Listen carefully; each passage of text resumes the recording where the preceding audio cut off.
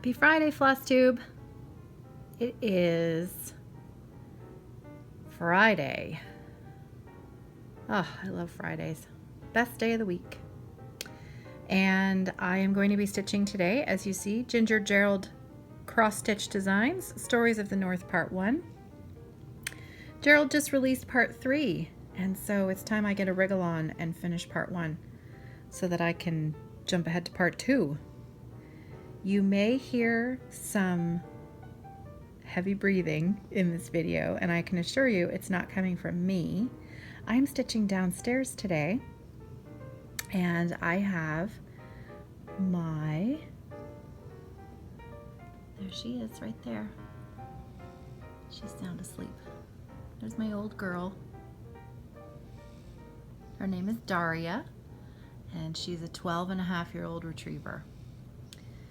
And up until Christmas time, Daria was not allowed to sleep on the couch. She's also quite deaf, so I could talk about her and she won't hear me say her name. I have to actually touch her to wake her up. So she's sleeping peacefully. Up until Christmas time, she was not allowed on the couch.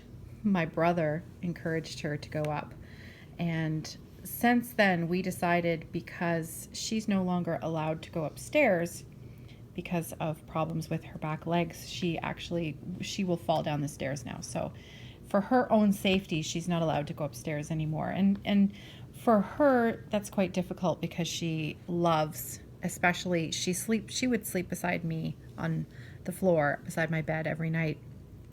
And so for a long time she didn't really understand why she wasn't being allowed to go upstairs anymore, and so we thought this was a nice way to give her a bit of comfort in her golden years. And so that blanket lives on the couch during any time when we are not sitting in here, because she just now helps herself up. And until she's no longer able to get up on the couch, we're going to let her sleep up there. So she's a golden retriever. She's very hairy, but I'm rather fond of her. And I had a friend who had a sweatshirt who said that the sweatshirt said "Shed happens," and it had a picture of a golden retriever, and that is the truth. They are hairy, but personality-wise can't be beat, and I adore her. And so she's gonna sleep there for our visit together today. All right, let me get my camera set up here and let's get stitching. Okay, ready to go. Off to the races. I already snuck in 6 stitches before I turned the camera back on because I couldn't resist. I am using the flosses that I had Nancy at the Victorian Motto Sampler Shop dye to match the bags that I sold for the summer kit last summer. These are the threads that I'm using today. The dark blue one is called Caroline Calm, and the light blue one is called 6 a.m. Sky. And I'm getting pretty excited already about going back to the cottage. John and the kids are starting to make plans to head over there in February. The ice is looking good. It's been quite cold. The ice formation is happening. It's looking good. So he's been keeping an eye on the ice forecasts, and hopefully a weekend later in February, he and the kids will snowshoe over and spend the weekend there. I am not a fan of going over the ice. I love the cottage. It's my favorite place in the whole wide world, but I just prefer my feet on solid ground. That goes with anything. I don't like boating. I don't like flying. I don't like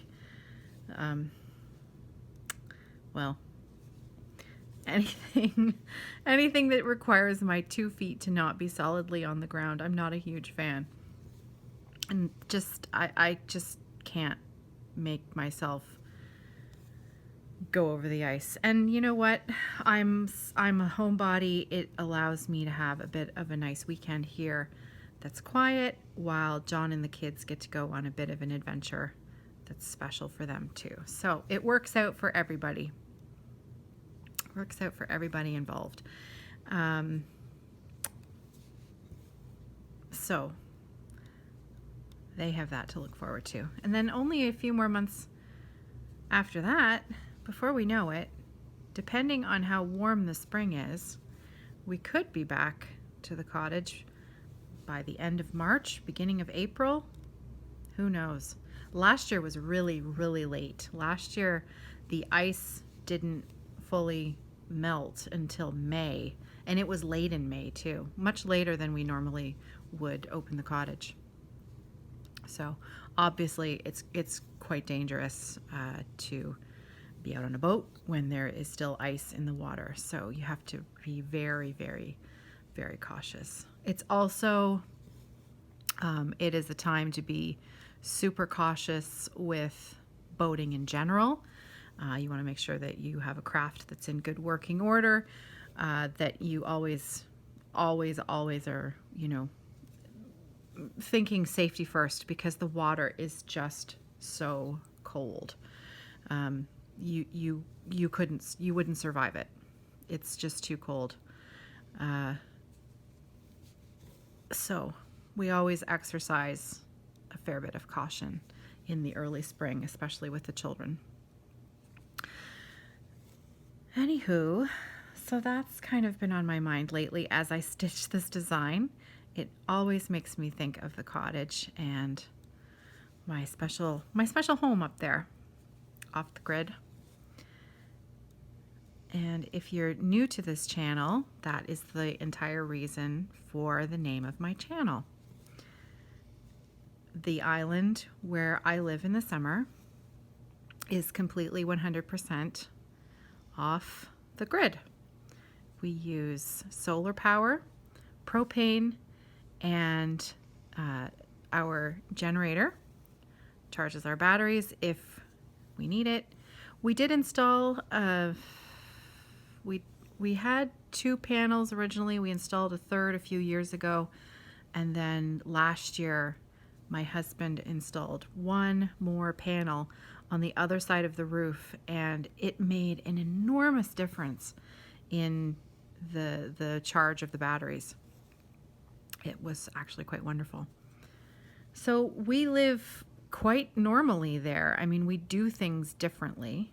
You have to think about how you do things a little bit differently, since it is out in the middle of a body of water.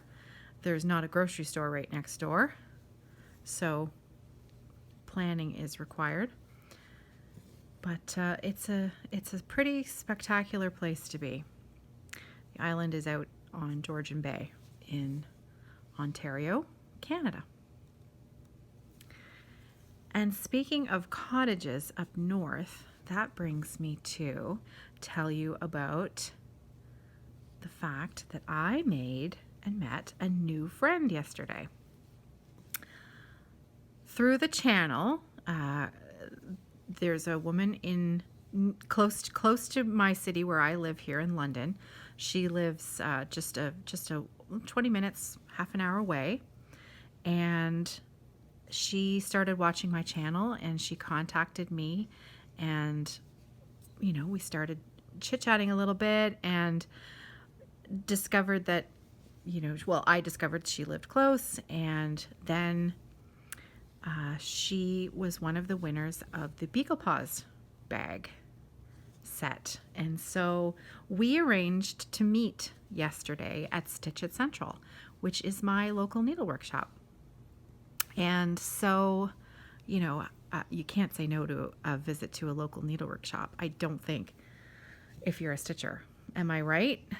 So Kim and I met there yesterday morning, and I gave her prize, and she had a little something for me, and I was so touched. She wrote me the most beautiful card, and Kim, I'd like to know whether you practice your penmanship, if that is, a special calligraphy pen that you use, because it's beautiful. And she said some really, really nice things in her card to me. And at the last bit of it, she said that she felt like she'd made a new friend. And, well, Kim, I feel the same way. And I feel the same way about a lot of people that I talk to on FlossTube and who I have met through doing these videos. And I think it's a pretty special community. So I had a really nice morning. So I got to meet Kim, and I had also met my friend Janet there just before I spoke with Kim. I'd had a quick chat with my friend Janet, and then I did a little bit of shopping. I needed some threads for corners and curves. I mentioned on Monday that I knew I was going to be running out of some of the colors. So I bought some more. I had taken in my originals so that I could check dye lots. They're pretty close. I'll show you on Monday. I may also have purchased some 36 count fabric, maybe, but I'll show you that on Monday as well. Kim was kitting up a Heaven and Earth design, and she was super organized and had her list ready to go and all of the DMC numbers that she needed. And so that was really quite neat to see. And it was just really nice to meet somebody new, a new stitching friend. And had a nice chat with Maria, the owner of the shop, and her daughter Cindy. And they have a lovely shop there. We're lucky. We're pretty lucky here in London. We had a wonderful shop before with Thread and I. And then, they weren't closed down but 2 months. And then Stitch It Central moved here from Ingersoll and took on our needs as a stitching community. And we're just so fortunate. So, very, very lucky. This linen that I'm stitching on now is a 32 count. Now, I know the name of the colorway. It's called Dirty Linen. Correct me if I'm wrong, because I don't have my fabric tag here. Is that a picture of this plus fabric? It feels like a picture of this plus fabric. Do you know what I mean? They all have that. You kind of know after a while. It feels like it. I have a feeling it is. I love this colorway. I love this fabric. I will be stitching all 5 of Gerald's designs on pieces of this fabric. And I can't wait. So my plan is to turn it into a wall hanging. All 5. I'm going to patch them together. I've decided to use the so the bags that I sold as part of the kit. One of them was a blue paisley, and the other one was a bird fabric, and it had they were supposed to be doves, but I thought they looked like seagulls. And because our cottage is called Seagull Point, I'm calling them seagulls. So I have lots of the seagull fabric left. And so what I'm going to do, because Nancy dyed these threads to match those fabrics, I'm going to use that seagull fabric. And I'm going to piece together all 5 of those designs in one long panel. And then I'm going to back it, and it will be a wall hanging. I'll use a dowel in the top, just the same as, hanging a quilt or something like that on the wall. I'll have to sew a pocket panel at the top, the back, and then hang it off that dowel on my wall. And it's going to go in my sewing room at the cottage. Maybe. Either that or maybe in the living room. I'm not sure. It's going to be a pretty special piece. So I want it somewhere where I see it every day. Although I'm in the sewing room every day, so I'll have to think about that. So yes, 32 count dirty linen, and the fabric that I purchased yesterday is a 36 count. It's a 36 count R&R Reproductions fabric.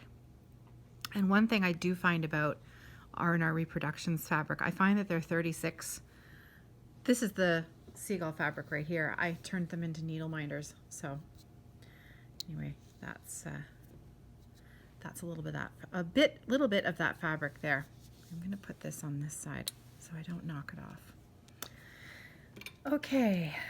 See, and even my my beaded scissor fob is blue. Everything is nice and matchy today. What I was saying about R&R Reproductions, I find that their 36 count feels like a 40 count. And I know it's because of the dye process, you know, and I think that's pretty normal of any dyer dyeing fabric. In the process, the fabric holes come slightly closer together, and it feels like a slightly smaller fabric. And I love it. I love the 36 count. I love their 40 count too. It's some of my favorite fabric to stitch on. Oh, somebody's honking their horn outside. Okay, here we go. Upwards. I had a question on last week's video, and let me bring up that question because I thought it was a good one and I thought we could discuss it today. And I've got my pattern here on the iPad, so I'm just gonna switch over to my YouTube comments on the iPad and let's see if I can find it. Okay.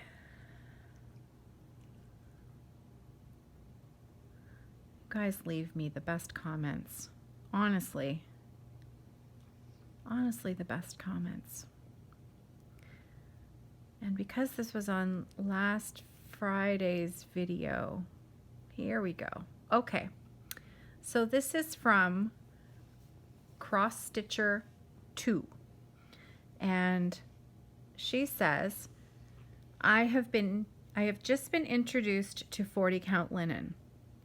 I stitch in hand. Do you suggest that I put it in a hoop to stitch on it? How would you suggest I deal with the fact I have to use reader glasses to stitch on 28 count? Do you use a magnifying glass? Thank you for any advice you can give me before I try 40 count. Thank you. Well, I'm going to call you Cross Stitcher 2 because I don't know your name. I'm sorry I don't know your name. Write me another message and tell me your name. So I thought that this was a really, really good question because it's there's so many different answers, and it really depends. It really, really depends on the individual stitcher, and it depends on your eyes. Because what works for me will not work for most people.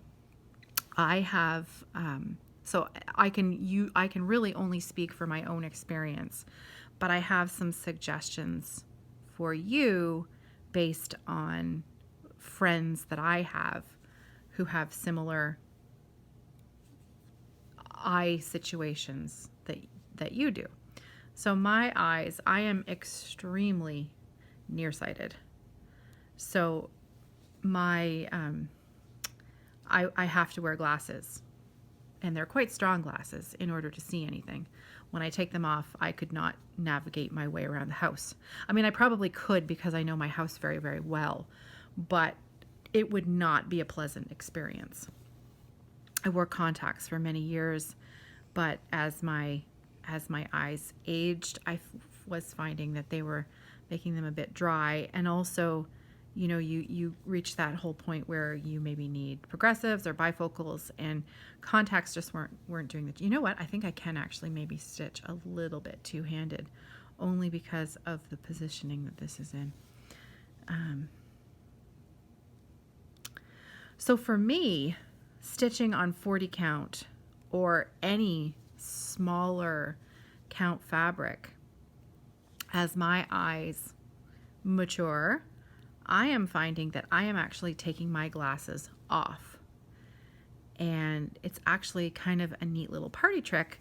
I can read teeny, teeny, tiny little writing that, my husband, as his eyes age, he needs readers now all the time to read anything. Even his phone, he has to put glasses on to magnify. So he just buys drugstore glasses. Frankly, I wish he would go to the optometrist and invest in a proper pair of glasses, but he's stubborn, and that's a conversation for another day.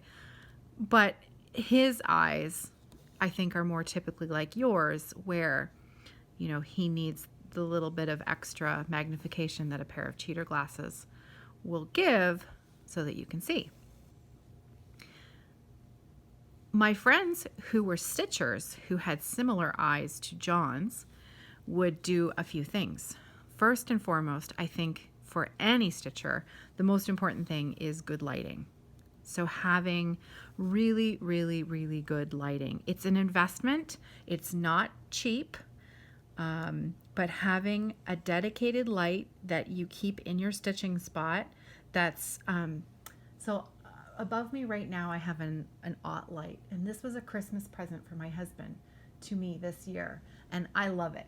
It's a floor frame, it's a floor lamp, and just getting my pattern back up here. It's a floor lamp, and it's very, very, very bright, and it really helps. It helps you see where those holes are. So that's the first thing I would suggest, is having a really, really good light. The second thing is, as far as magnification goes, I don't use a magnifier because my eyes are different than yours. I don't need it. If I take my glasses off, my eyes work like a magnifier if I bring the fabric up close enough to my face. My friends who stitched on small counts, and I've mentioned my friend Audrey many times in the last 2 or 3 videos because she recently passed away, and she was 86 years old, and she stitched on fine count fabrics, right up until probably a few months ago. I think she was working on it's not Heaven and Earth Designs. What is it? I think it's the Scarlet Virtuti. If you're watching this, you're probably yelling at me the name because you know what it is, and the Scarlet Quince it's that. Anyways, it's a Van Gogh painting of Starry, Starry Night, and that's what she was working on. I kid you not, up until a few months ago. And that painting, it's all blacks and stars, and it's and she's stitching it on a small count fabric. And she wasn't alone. I have other friends who are closer to my age and who need magnification. So a couple of different options for magnification. You can get lights, special floor lights that have large magnifiers in the middle of them. I have friends who use those and who like them. But I have to say that by far the most popular, I went one stitch too far.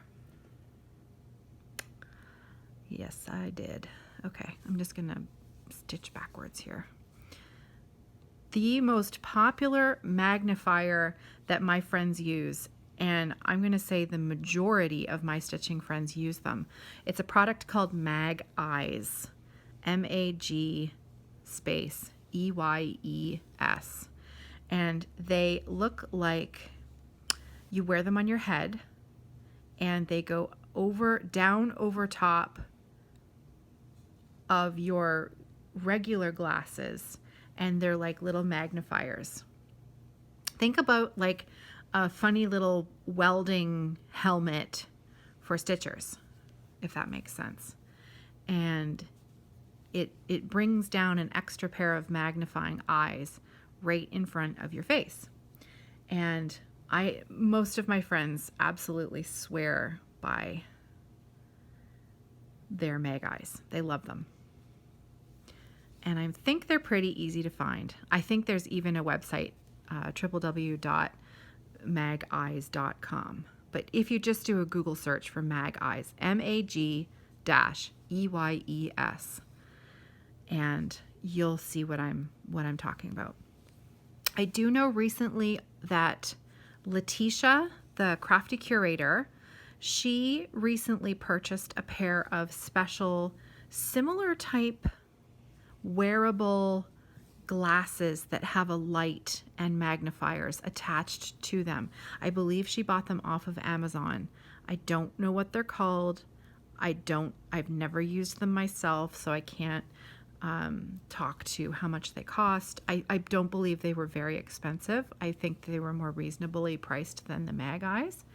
And I do know that she has been absolutely thrilled with them. And she stitches on, what did I do here? You know what I did? I'm gonna have to rip this out. This should only be, I put an extra line in here.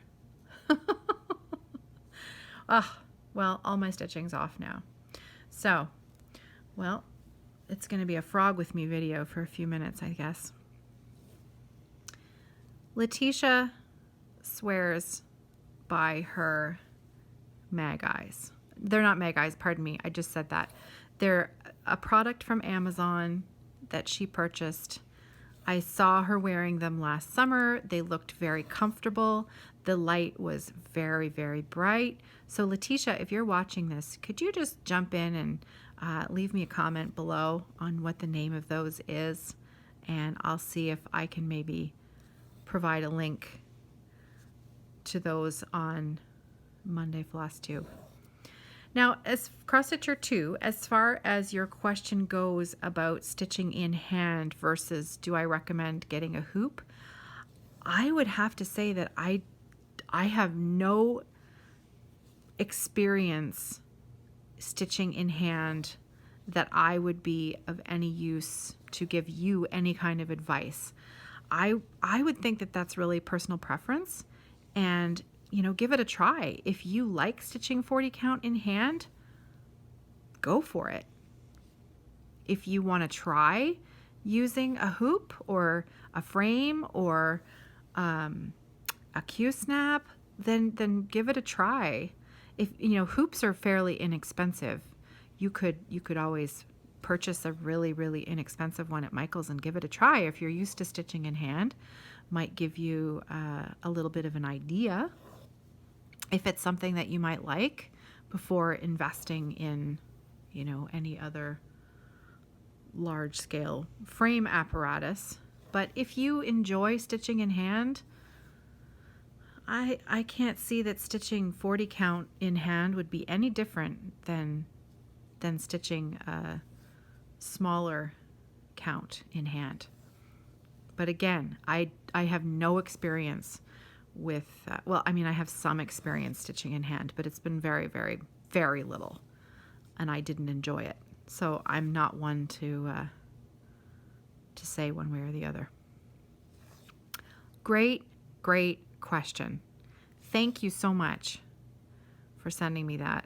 I enjoyed reading that, and I enjoyed looking forward to talking about that with everybody today. So, great question. Oh, I can't believe I did that. And I think this was a secondary thread too, so I think I'm ripping out. Oops, sorry. Just totally jiggled the camera there. I'm going to have to undo my Bargello tuck in the back here in a minute. There, instead of a stitch with me, it's a frog with me. Sorry about that. The only problem with recording these videos on your phone is that when the phone rings, everything shuts down. So I took advantage of the little interruption to finish the frogging that had to be done. And now I can just, this is the remainder of the one length of floss that I just took out. So I'm going to restitch it in its right place and carry on.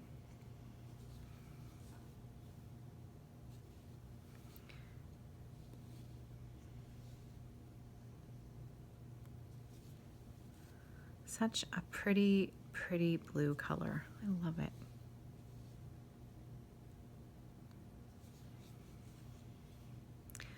So if you have any tips or tricks for cross stitch or two as to how you stitch on 40 count linen, what are your favorite ways to do it?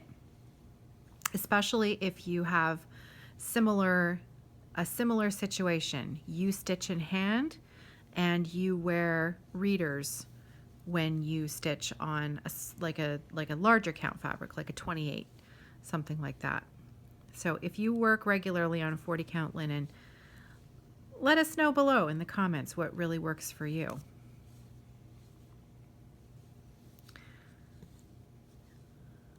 Almost to the end here.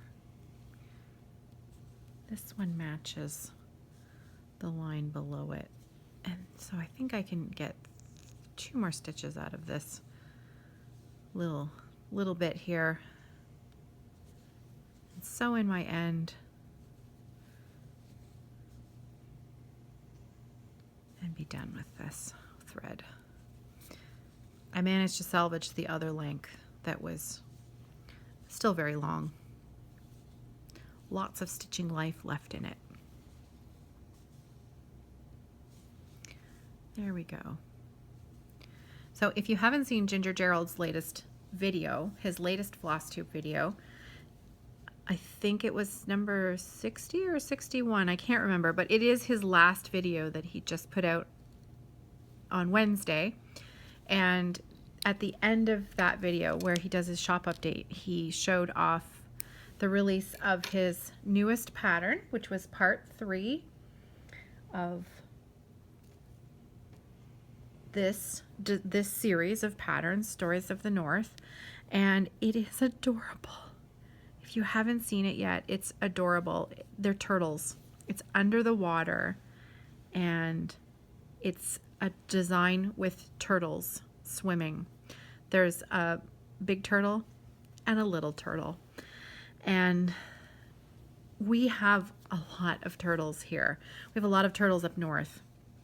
We will frequently see them on the road as, you know, we drive on the way that we drive up north. We will frequently see them on the back roads crossing the road, getting from, well, you know, how does the turtle cross the road?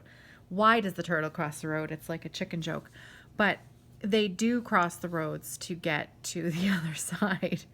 And you have to really watch out for them because, well, they're not the fastest moving things. And so if you're watching out for them, you can see them, and then you can wait for them to finish their way across. Sometimes, I think last year, John and Sarah may have gotten out a couple of times and helped one. You have to be really careful though, because they can be snapping turtles and, well, you can lose a finger. So I don't think John encouraged the children to pick them up. I could be wrong. They may have just stood there and made sure that traffic. It was one of the weekends where they went up without me, so I could have my story wrong. I don't think they picked up the turtle because that doesn't make any sense that they would pick up the turtle. John knows all about snapping turtles. They used to have turtles in the little pond that was in the backyard of the house where he grew up. And as a little boy, he knew better than to try and play with the turtles. So,